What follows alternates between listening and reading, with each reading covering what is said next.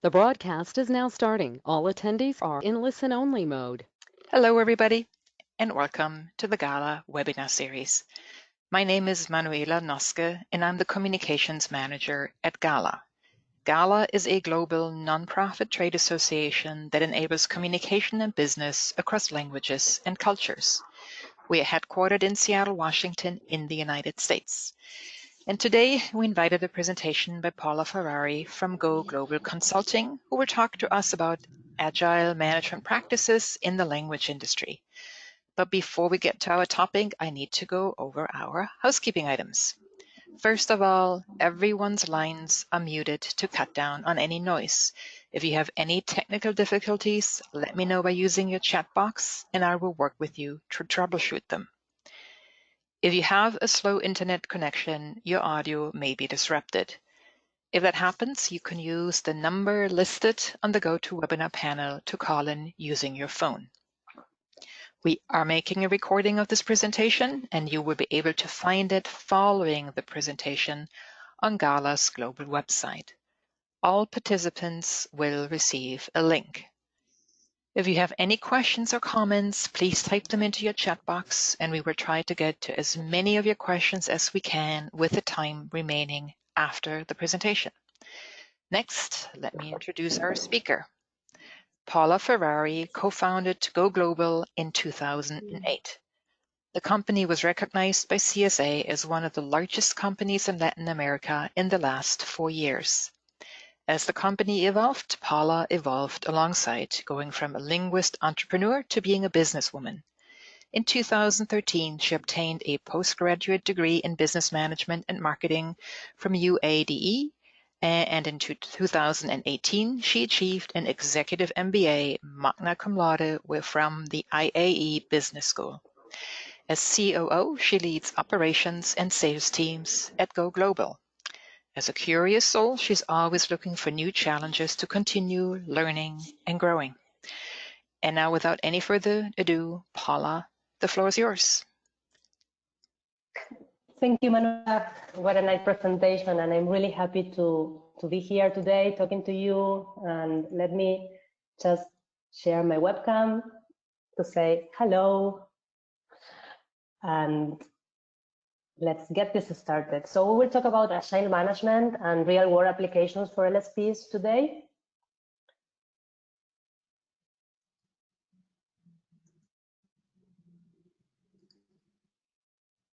And today's agenda, this presentation, I thought about it from the general aspects and then to the particular one. So I will go from general concepts like Agile philosophy and culture. And this first part of the presentation will be around that, around the Agile mindset and around leadership, some personal thoughts also beyond Agile.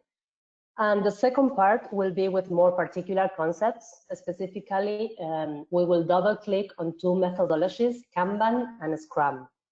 And finally, I will try to connect these methodologies with our industry from an operational perspective and also from a more organizational point of view. And in the end, I will have a bonus track for you with two options for you to vote. It will be effective meetings or effective decision making. It's up to you, choose your own adventure.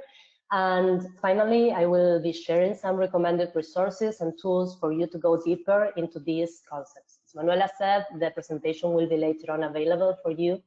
So let's try to make this as interactive and engaging and dynamic as possible. So my unrealistic goal, I know it, for the next 60 minutes is that we embrace the concept of mindfulness. So let us be aware of this moment right here, right now. Let us be open to new concepts without prejudgment, if possible. And do not fight back your thoughts or feelings. Instead, embrace them and let them go away as if they were passing clouds. That's the meditation method I use myself. And again, let us try to make this as interactive as possible. We will have 5 questions during the session, and also the chatbot, as Manuela said, will be open for your participation and for interaction. And I will be happy to interrupt myself. So It's many of us here today, and there is a lot of potential to build knowledge together. And so again, let me ask you, how are you today? And we can test this tool and check that it is working for everybody. And we also see people still coming in, so it's great. So how are you today? Are you sleepy, multitasking, crazy with kids at home? Lots of my friends are like that, afraid, curious, or are you 100% present? Of course, I am 100% present and curious and very happy to be sharing this topic with you.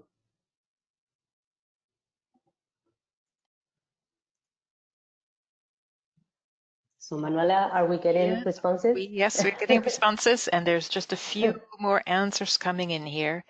But I am going to close now, and I am going to share the results with you. I hope you can see them. Multitasking, okay, that's good. And we also have 40% of curious and 100% present, which is great. So multitasking, we will talk about multitasking today and what is multitasking in the Agile philosophy, right? Interesting.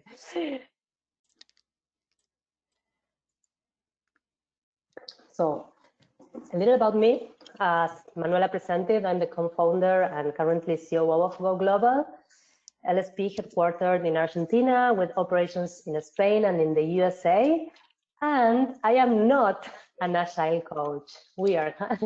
So not an Agile coach presenting a webinar on Agile. Well, turns out I'm a manager, I'm an innovator enthusiast, and I just would like to share knowledge around these innovative business methods.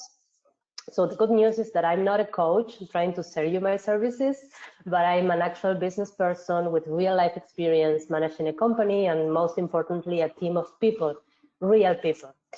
I got in deeper contact with Agile concepts during my MBA, and I started reading about these methodologies and using GoGlobal as a guinea pig for some of these ideas.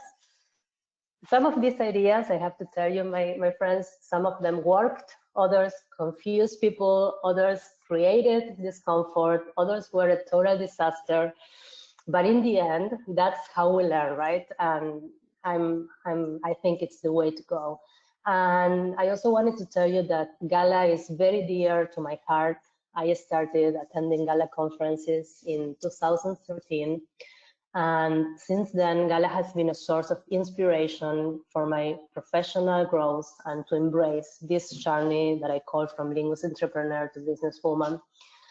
GoGlobal celebrated its 10th anniversary last year. So many of my GALA friends have accompanied me almost all the way. So throughout these years of actively participating at GALA events and many of the professionals that I met, really inspire me. So therefore, this is just me sharing some ideas with you, my colleagues and friends. So, well, let's get this started.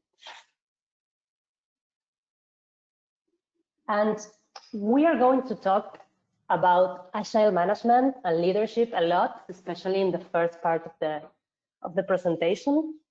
And my favorite definition of leadership is that it is the ability to move organizations to adaptive changes. And we need to do this at a rhythm that the organization can tolerate. Otherwise, it will be very painful. Adaptive changes are the inner, the deep changes, basically because we will be dealing with mental models with prejudgment. And that is why they are the difficult changes, the adaptive ones. And there's something that psychologists use to have productive sessions. By the way, we love therapy in Argentina, psychoanalysis particularly. The country has the highest number of psychologists in the world, and Buenos Aires, most of them. And what they say is that in the psychoanalysis sessions, that you need a zone of productive tension for adaptive changes to happen. And this can be perfectly applied to an organization. As a leader, you are constantly regulating temperature. If tension is too high, You will have too much conflict, which will result in work avoidance. And if tension is too low, on the other hand, you will have complacency, which will also result in work avoidance. So the productive tension exists both in the organization and inside the individuals who are part of it.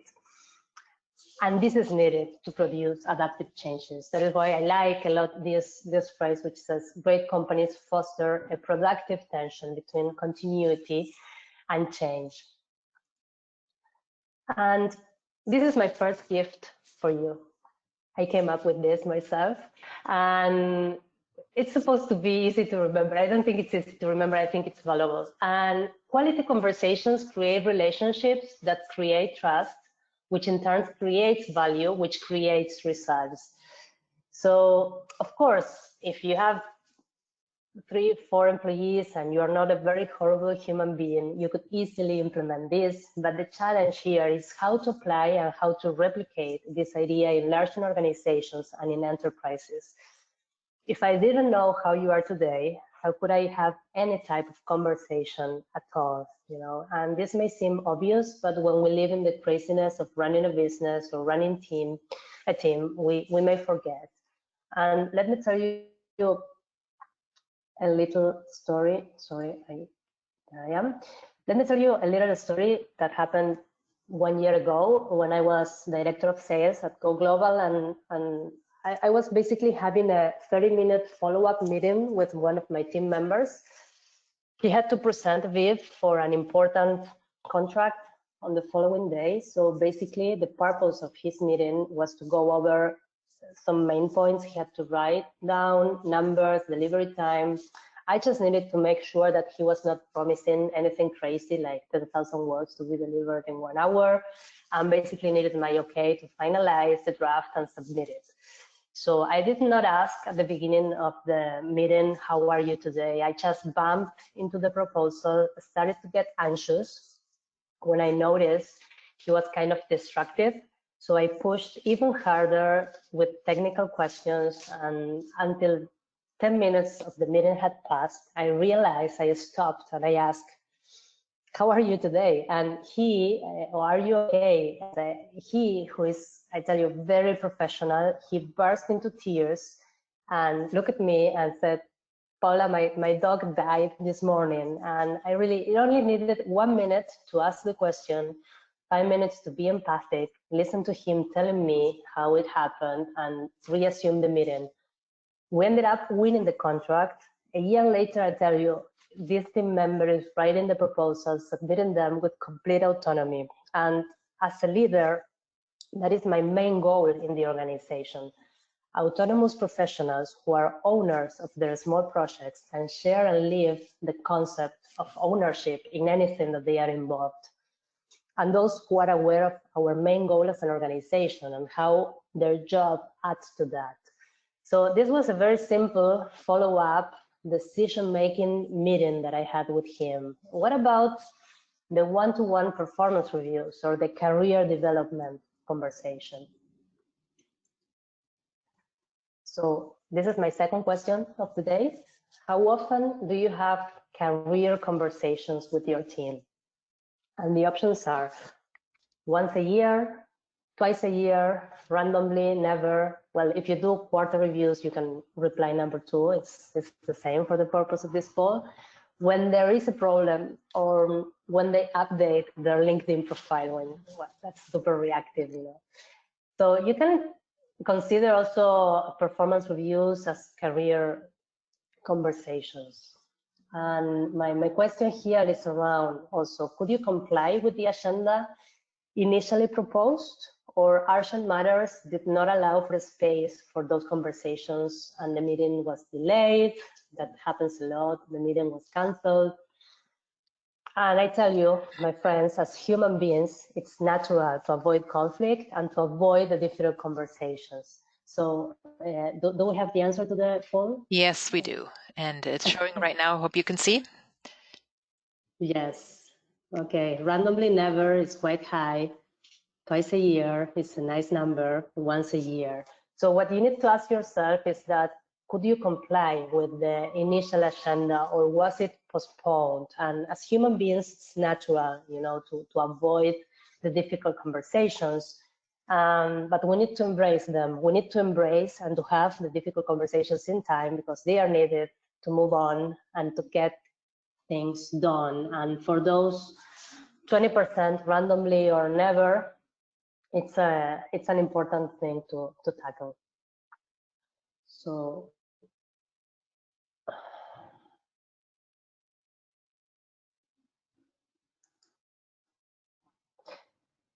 in my previous story, it was very simple follow-up decision making, but the key here is that you need to schedule the time and space for these conversations. You need to give a structure, and also, besides the structure, you need to make sure that the conversations are of quality.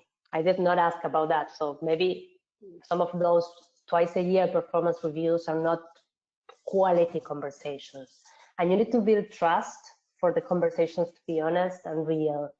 And well, I envision these spaces for quality conversations as my garden. There are some of my friends in the audience, and they know that I'm a gardener, and I love my plants. And you need to create basically the conditions for fertile terrain, water, sun, soil. You just need these conditions for good conversations to happen. And then the organization, a living entity, will grow with good roots. And the only option to create an organization where there is trust is this. And with trust, bad news will reach you faster, errors will be visible, and you will be creating real value for clients, and eventually an awesome triple bottom line for a sustainable organization.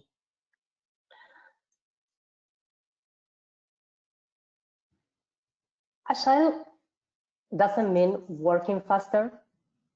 Agile means, in any case, working smarter. It means being flexible, being able to adapt quickly to change and to respond to change. Agile is not a single methodology. It is not a recipe. It is, well, sorry about that. We all wish there would be recipes, right? It is a mindset. It is a framework where we can adapt the many Agile methodologies that are out there to our strategic needs. Agile is a permanent beta. It's a permanent draft version. There is always a better version to come, and we really need to embrace that. And for some people, this may be a natural thing. For me, in my case, I am a born perfectionist. It was not natural at all. Maybe that's why I like this topic now that I think about it. So we have another question. How painful was it to arrange remote work due to the coronavirus crisis? And I literally took the answers to these questions from the pain scale that we see a lot when we do pharma translations. So no pain, mild pain, annoying, interfering with little with normal operation, moderate pain, significant interference with normal operation, or severe pain, unable to operate, disabling. So I think this is more for each of you, this question. I think the answer to that question may be a good measure to how agile your organization is, and if you have, a space for improving that.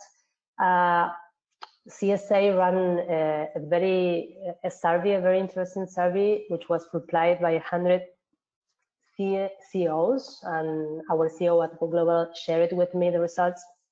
And the situation is really difficult. We need to adapt quickly to changes.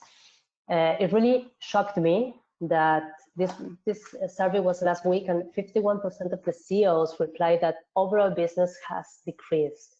22 that business is the same, 20 couldn't tell. So for me, it was an alarming and shocking results.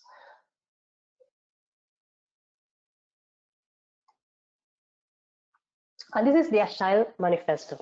That is, this was initially developed for, this was particularly developed for software developers, but let's look at it The Agile Manifesto says individuals and interactions over processes and tools, working software, over comprehensive documentation, customer collaboration, over contract negotiation, responding to change, over following a plan.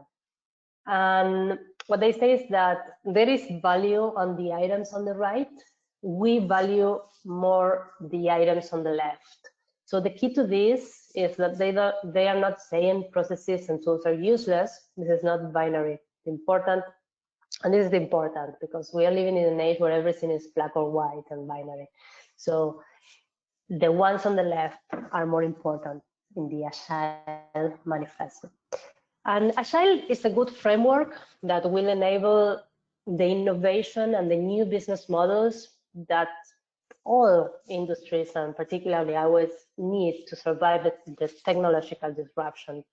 So being able to adapt to customer needs by active listening and collaboration, building a culture of constant improvement. And this is key, the word culture, because you may, have these processes, okay, what we do when we have an error and when a client complains and we have everything that, but is there a culture where the errors are really visible, where people are not, afraid of making visible errors? And developing, of course, team autonomy is key in this framework. And again, this is a framework that will enable the new business models that we need. Because as leaders, we need to survive. We have only one responsibility: the survival of our companies. So how can Agile help LSP management? Creating value for customers, of course. To be able to adapt to customer needs, we must start by listening to our customers, of course, and rather than focus solely on what our company does, our product or service offerings, or how we have done things so far. So everything is constantly changing. When we are passionate about what we do, we love what we do, it's very easy to fall in love with ourselves. And think about which part of what we do really helps the customer at that moment for that particular problem, and also about what we aren't doing but could be doing to help them. So how often are we having relevant quality conversations with customers? Are we sure what our customers value, why they choose working with us? So if we take this down to project management, if we do a first delivery, it will always be better to implement customer feedback during the project instead of at the end of the project. Reviewing also the project scope with the key is so important, so relevant. So many times we are assuming what the client wants and not really checking with the client. It creates a culture of adaptability and growth. This is working in a constant beta, allows thinking of your work in a real context. So this means to stop caring about the perfect timeless way of doing things and enabling innovative real-time solutions. So an innovation and new business models is the way to survive.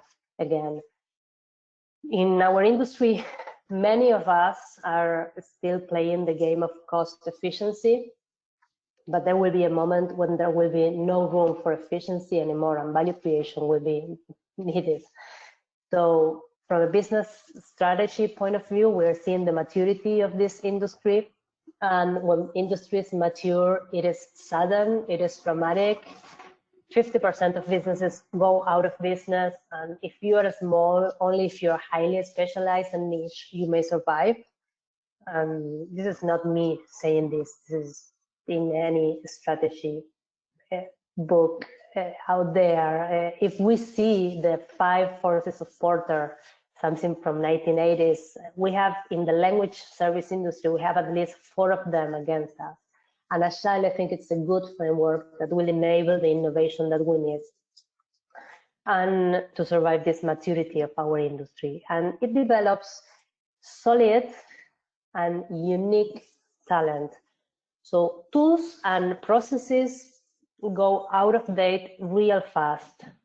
Talent, when we notice it, never stops growing. So the main difference I like to say, between an automatized process and an autonomous team is that people learn. How do we interact? Is there a space for quality conversations that lead to quality relations with clients and teams, or is there an overuse of email communication?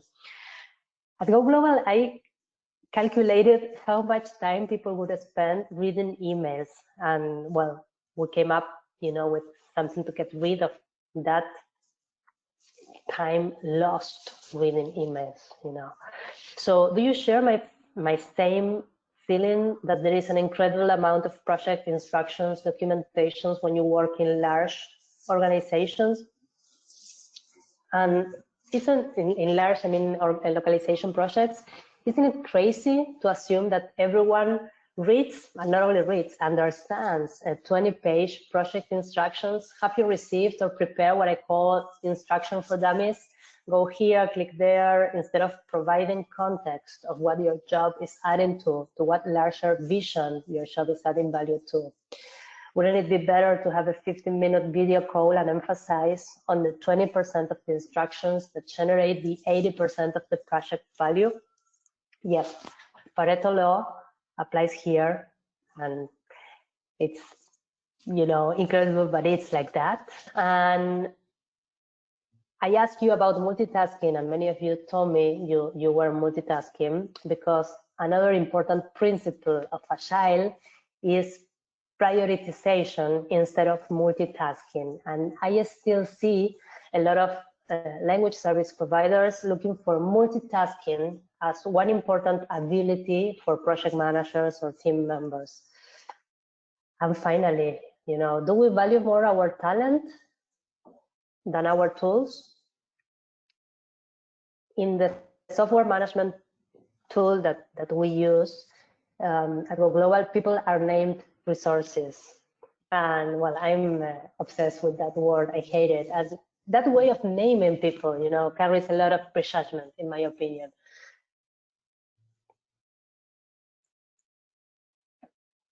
And going back to quality conversations, in the Agile Manifesto, in the Agile organization, there are ceremonies and rituals. So we need to structure the spaces where good conversations take place. Give the leaders a structure for career conversations. My advice is not to leave this to be random or when needed.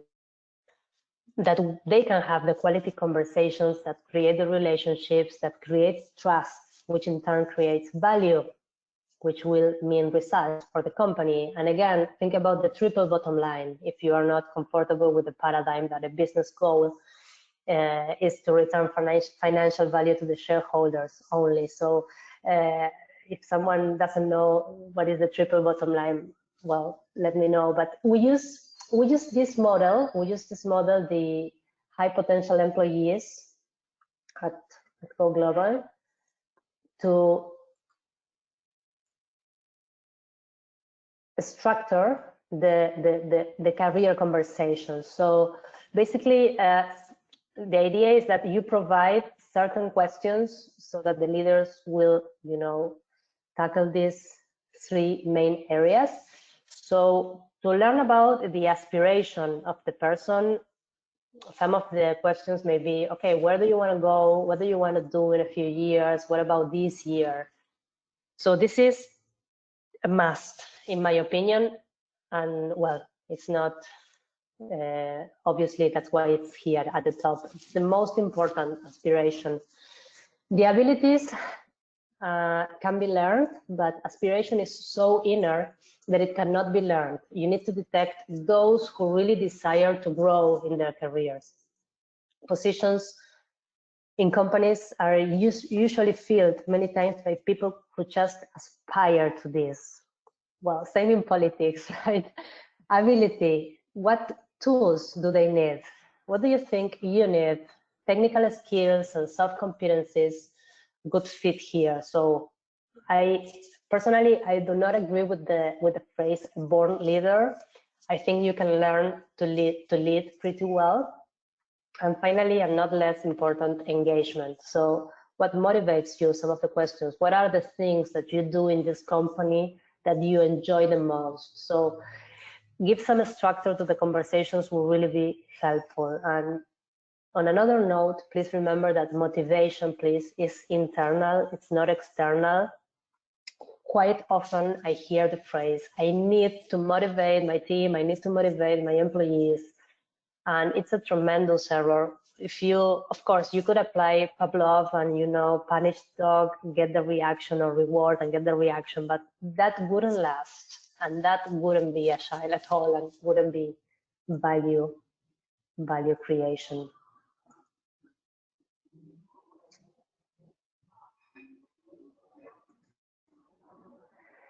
So I have a little question for you. What do you see here? So please just write your answers here in the chat box. And let's see, and also if you have another question, I will be happy to answer right here. So what do you see here? So Gonzalo, my husband, is here, and he just told me he saw something that I was not seeing, and I cannot stop seeing that now. So we have a couple of answers coming in, and they're interesting. Alien spaceship, an alien spaceship, a planet. An alien, okay.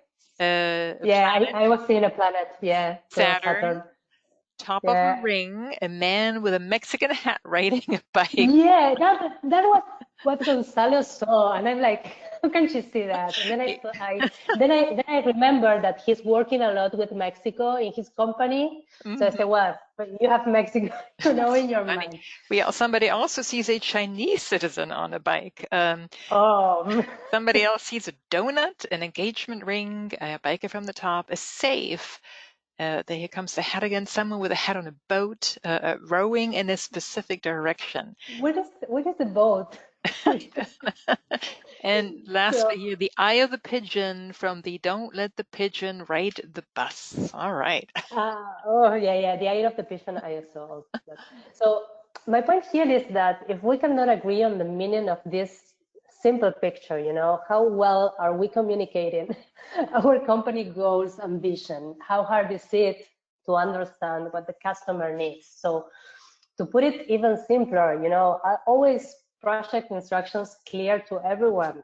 So in cases where the customer doesn't know what they need, how can we have our sales team to have the quality conversations with customers so that they can sell CO localization, DTP, or whatever the customer needs, and they don't know that that is what they need. So we get many times, okay, I need international Spanish. What is that, for God's sake? So we really need to come back with good questions. So one idea that I really like is that agile leaders are not the ones who answer questions.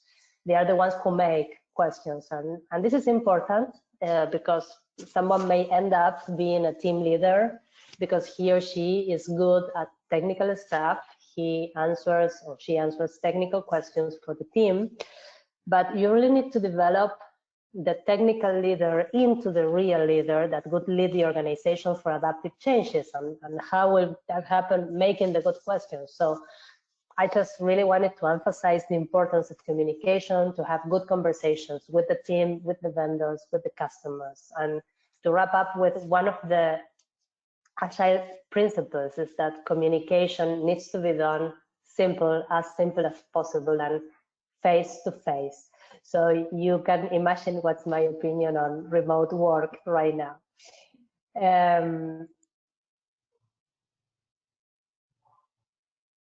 Is your organizational chart upside down?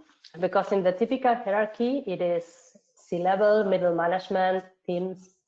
In the agile environment, customer is at the top.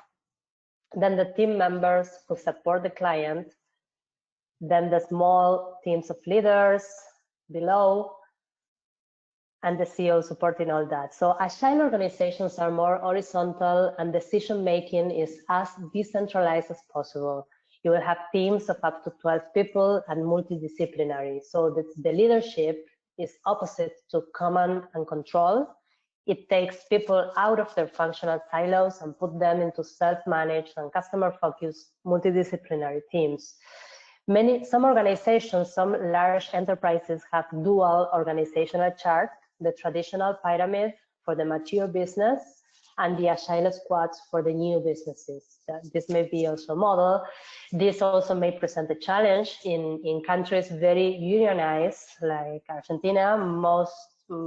It's more challenging because salary is many times attached to job description, but it's a good alternative for large corporations to embrace change and being able to adapt to it. And if you want to go deeper into the dual organizational charts, Kotter, one of the books I will recommend at the end of the presentation in Accelerate, he explains this really well, how traditional organizational hierarchies evolved to meet the daily demands of a context that is constantly changing. So you will have the traditional pyramid working, and coordinated with that, the network-like structure. And this is something that it's really happening in some organizations. At least I have seen it in 3 enterprises we work with, this dual organizational chart. To wrap up the first part of this agenda today, the general part, as I said earlier on, trust, communication, and team and culture are essential to have an agile mindset and philosophy. And I like to think about trust as if it were a checking account. You make deposits, you make withdrawals, and if you withdraw a lot, it will be really hard to revert. From the strategic perspective, an agile organization will be constantly learning and embracing change. And I think it's key to survive in this and in all maturing industries. It is usual to hear the phrase, people are our main asset. And knowledge-based service companies like ours are the ones supposed to put the focus on professional people. And however, we see a lot of the old industrial model being the main paradigm in the localization industry. We create orders, we assign tasks, we write down processes, we perform regular audits. Many companies that I see, LSPs, are places of hard work and stress instead of places of purpose and passion. People are resources. I'm obsessed. I hate that name, and as if they were, machines or chairs. And remember, the main difference with the resource is that people learn and people commit. And if companies lose people, everything seems to be fine if there's a replacement process to follow. And I'm very enthusiastic and convinced that this function is real and it's harming organizations and people working in them. And if our industry, and this is a personal opinion, if our industry survives the disruption of machine translation, that will disrupt in 5 or in 10 years completely, it will be explained, I think, only by the value added by professionals working in team and with purpose. And I also like the freedom they have in this picture that we don't have right now. And this leads me to the second part of our agenda, the more specific for those wanting, more methodologies and technical stuff. So there are many agile. If we have engineers in our audience that we have, this will be nice of them. So this second part is more specific. It's more about the agile methodologies themselves. There are many agile methodologies out there. Today, I just want to double click on Scrum a little and also Kanban.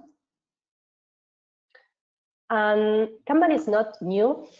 This comes from Toyota Production System, which is, precursor of lean manufacturing. Kanban means signboard in Japanese.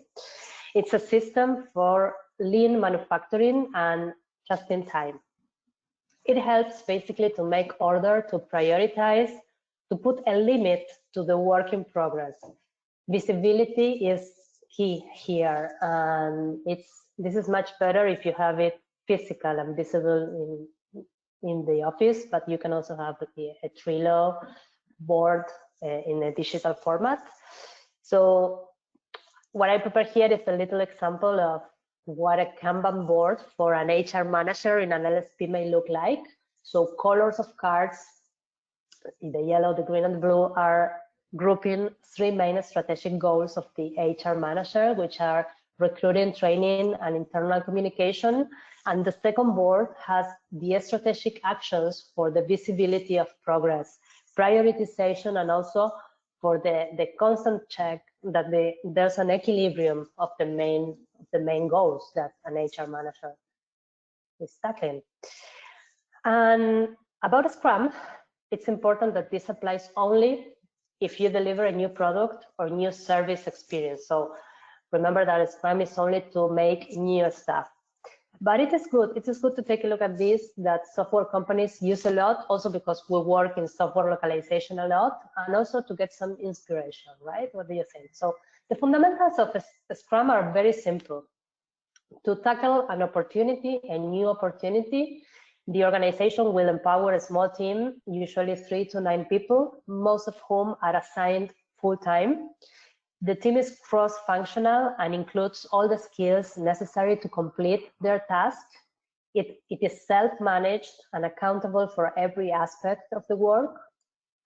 The product owner, one of the key roles in the Scrum, is not the account manager of sales. Sometimes they confuse it with that. It's a role that, yes, comes from a business function and divides between working with the team and coordinating with the key stakeholders, customers, executives, business managers. But basically, the product owner is the voice of the customer. He or she will be the one writing the user stories, prioritizing them and writing them in the backlog. The backlog is the list of tasks or activities that have to be complete. The PO will use a technique, maybe design thinking or crowdsourcing to build this backlog of promising opportunities.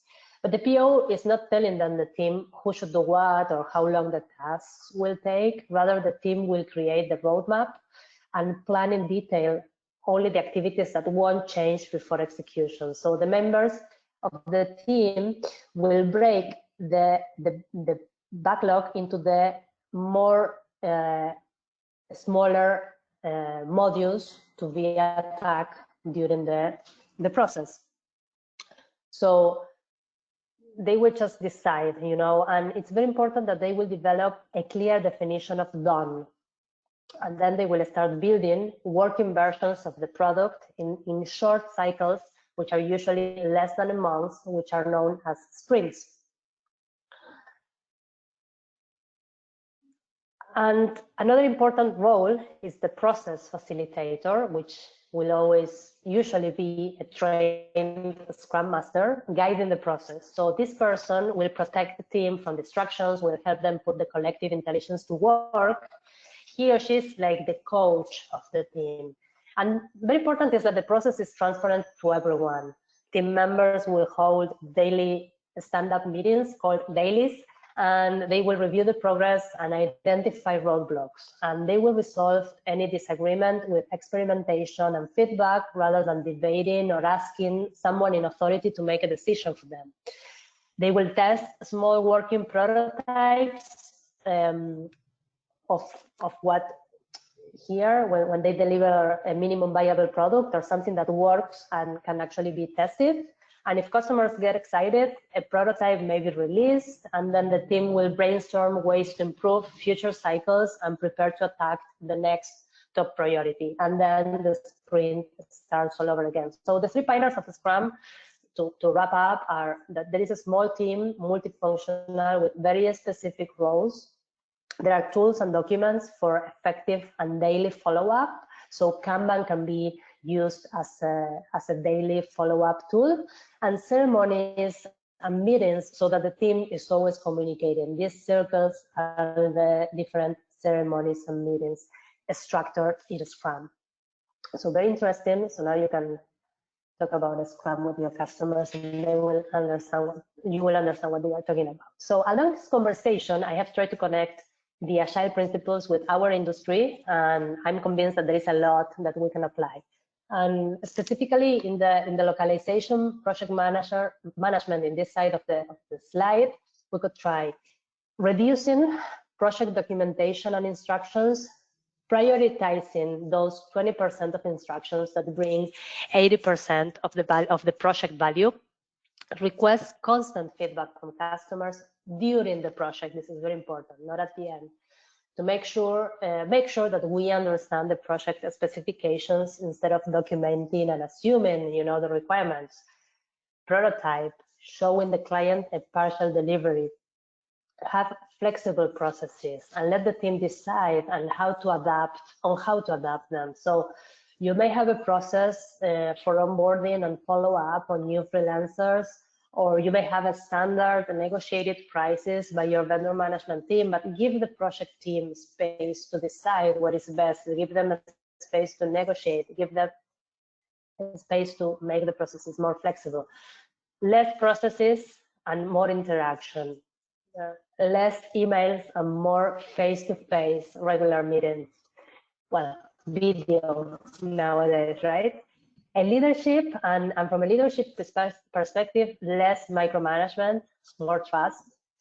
It's amazing when you give trust is a present, it's a gift you give to someone, and the effect that when it's real, because it's something that people realize when it's real trust, or when the trust is real and the one receiving the trust gets it. Believe me, it's amazing what the things that can be achieved. So less command and control, more autonomy. Making the team responsible for their own results, of course, and compensate accordingly. More quality conversations with clients, Kanban to prioritize and reduce work in progress. And decentralized decision making, of course. Instead of functional silos, I envision small multidisciplinary teams that change all the time depending on the customer needs, instead of PM team, HR team, language quality team, sales team, multidisciplinary teams focused on a specific client vertical or type of service, or in creating the new business lines that we need to innovate and survive and get out of our mature business model. It is up to each organization how to structure this, and the key is that these structures are not fixed but constantly dynamic. And an Agile LSP, from the organizational point of view, strategy is the North Star across the organization. Everybody knows the vision, where we're going, what we're trying to achieve. Otherwise, it will be impossible or there will be autonomy, but with no vision. From the structure of the organization, it's a network of empowered team. Think of the structure, it's very visual for me to think it's not an army, it's a guerrilla war, right? And from the processes point of view, a rapid decision and learning cycle. So the ability to learn that the organization has is more important than the current skills and the current know-how. It's not about our know-how as an organization, but our learning capacity as an organization. People, dynamic people that ignites passion, of course, and entrepreneurship is highly valued in the enterprise, and ownership of projects. Next generation enabling technology. So technology is the DNA of the organization. And yes, so Manuel is telling me that there are a couple of good questions, so maybe we could tackle them, because I'm perfect timing. I'm very proud of myself. So we have some time for our bonus track, which will take 5 minutes, but we can interrupt with a few questions, Manuela, if you want. Sure. Thanks for taking those. I'm just mindful of the time. We have only 10 minutes left. So here's one that I think is really good, and that is, how would you go about getting clients involved during the project if they go about localization with a throw it over the wall approach and treat translation as an afterthought? So in other words, you may be all agile, but your client isn't, and they just want you to get the job done. How do you do? Of course, there will be clients very happy to be part of the process, and clients who will not, and it's okay. But as leading the LSP, what I want to do in my portfolio diversification is to have more clients where my service is strategic for them and they are willing to get involved. Otherwise, I'm just, a resource that can be easily changed by another vendor. And you will have those clients, of course, but as a strategy, I will try to get more of those clients who would like to, be involved, and basically because our services are more strategic to their business. Mm-hmm. And then we have one other thought that was shared here, and that is, Agile is fantastic for smaller teams of up to 10 people, but as soon as one scales to 50 or more for one project documentation, it becomes difficult. How do you do Agile successfully in a larger team? Yes, Agile actually has proved to be successful in larger teams. That's a very interesting example. You may want to look, and it will be really interesting, which is how Spotify implemented Agile. Spotify was doing a Scrum at their beginnings when they were like a startup, but then they grew very fast to 400, 500, and that was a moment where they changed to an adaptive Agile structure. And basically, look for it, but it's really interesting, and you will see there a great example of how Agile can be successful at a large organization. So basically, at the beginning, they had 40, 50 teams of Android developers, iOS developers, functional silos. But then they broke that structure and, well, came up with an Agile based on the customer experience mostly. So they have the Agile Squad for search.